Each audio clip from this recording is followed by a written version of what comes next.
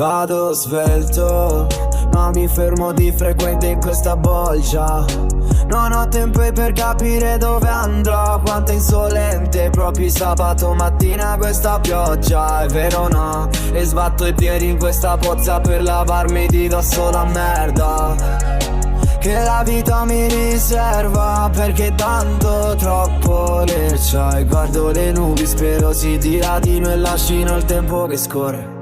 Sembrare piacevoli almeno per un attimo. E mentre aspetto di svegliarmi dal torpore dei miei anni, e canto così, e canto per sta bella gente.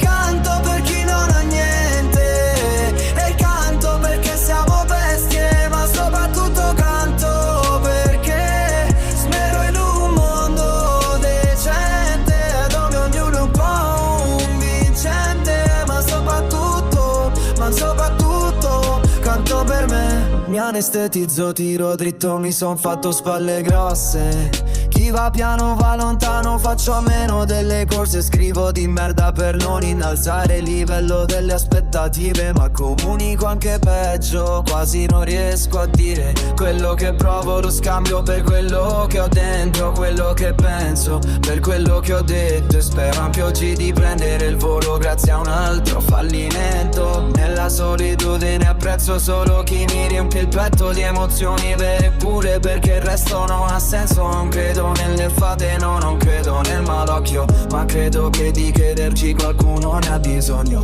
La sfiga vede bene da vicino e da lontano, e scaglia frecce al petto come farebbe un indiano. Credo nelle canzoni, ma solo a quelle stonate. Credere anche a Dio se solo ne fossi capace. Di dignità ne ho persa pure troppa per ste strade, ma ti rialzi veramente solo se ti ha fatto male. Mentre aspetto di svegliarmi dal torpore dei miei anni, e canto così, e canto per sta bella gente.